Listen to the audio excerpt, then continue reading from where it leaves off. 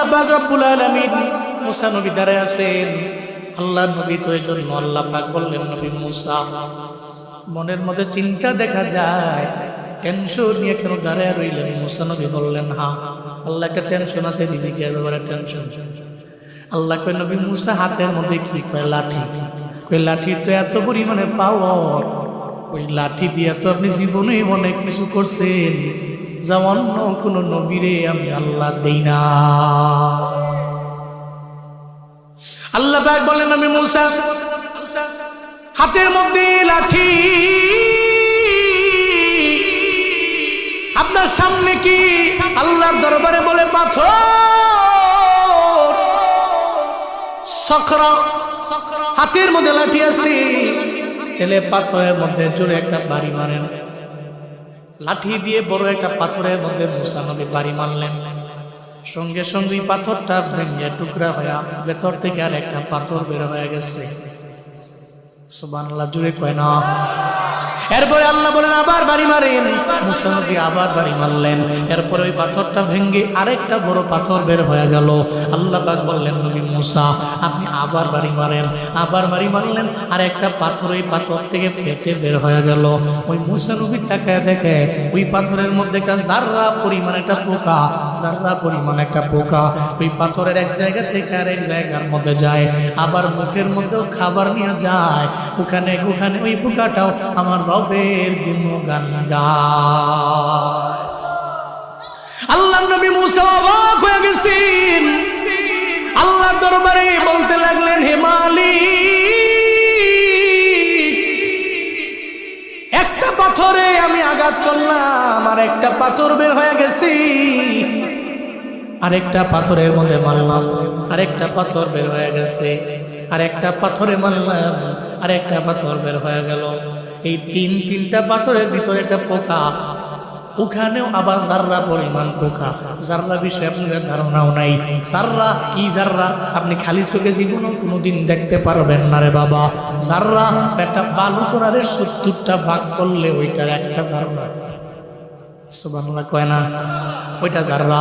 এই জাররা পরিমাণ একটা প্রাণী আবার মুখের মধ্যে খাবার নেওয়া যায়। কার গুণগান গায়? কার গুণগান? এলাকার লোকেরা মনে করে যেহেতু আমি ফজরে যাই না, আল্লাহর গুণ কীর্তন আমি করি না, আল্লাহর গুণগান আমি গাই না, মনে অন্য কেউ মনে রবের গুণগান গায় না, ও তো জানেও না। ও আরামের বিছানা পাইয়া 3টা পর্যন্ত মোবাইল চালায়। এই জন্য উজুয়ান বউ আছে, ফজরের নামাজ পড়ে না।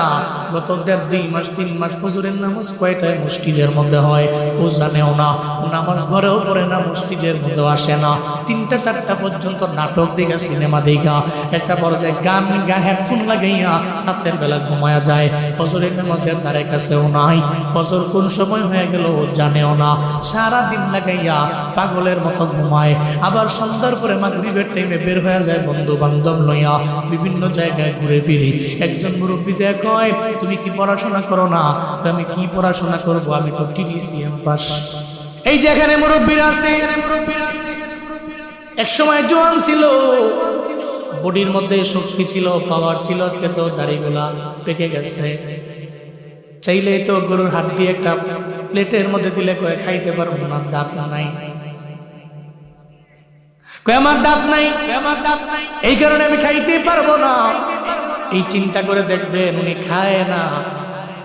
এই নাতি তোমরা খাও, কারণ বয়স একটা সময় আমগো ছিল, ওই সময় আমরাও তো খাইলাম, কিন্তু এখন তো চাইলেও আমরা খাইতে পারি না। এখন চাইলেও তো আমাদের দ্বারা সম্ভব হয় না।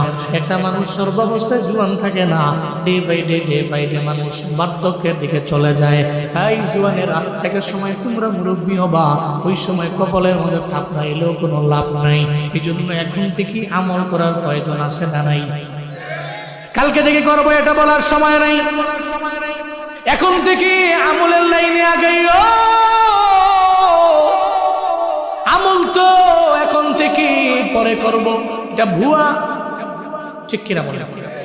কালকে থেকে পড়বো, জীবনে কোনোদিন এটা আপনার দ্বারা সম্ভব না, আপনি জবান দিয়ে এটা বের করতে পারেন না। আপনি কালকে করবেন, পরশু করবেন, পরের দিন করবেন, জীবনে কোনোদিন এটা আপনার দ্বারা মানায় না। এই নওজোয়ানেরা তাহলে এখন থেকে আমল। বলতেছিলাম ওই যে মুসা নবী দেখলো ছোট্ট একটা পোকা, জাররা পরিমাণ,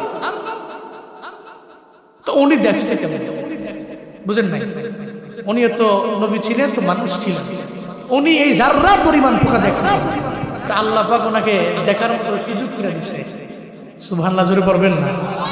আল্লাহ চোখে সে পাওয়ার দিয়ে দিছে যে আপনি জাররা পরিমাণ একটা পোকা হাঁটবে, আপনি দেখতে পারেন।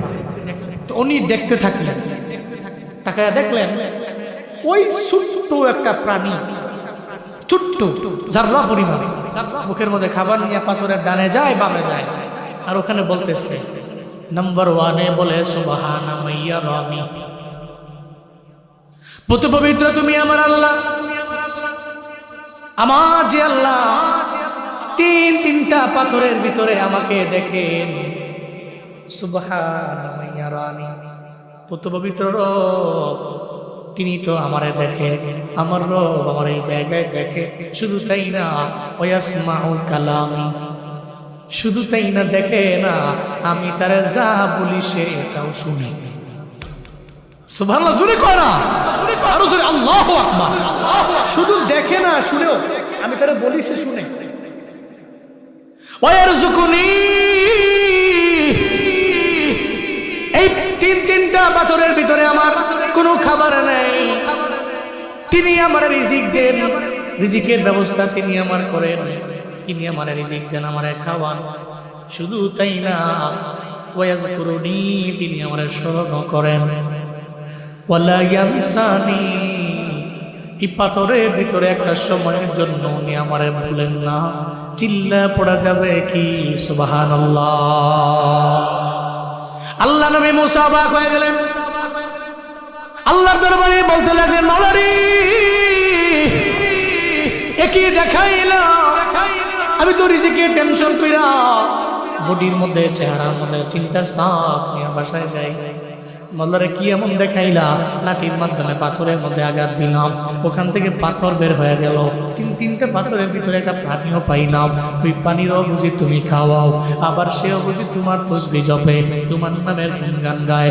ও দয়ার আল্লাহ, তুমি যা পারো, জমিনের কোনো বান্দা সেটা পারবে না। ও আল্লাহ গো, আজকে থেকে রিজিক নিয়ে আমার কোনো টেনশন নাই।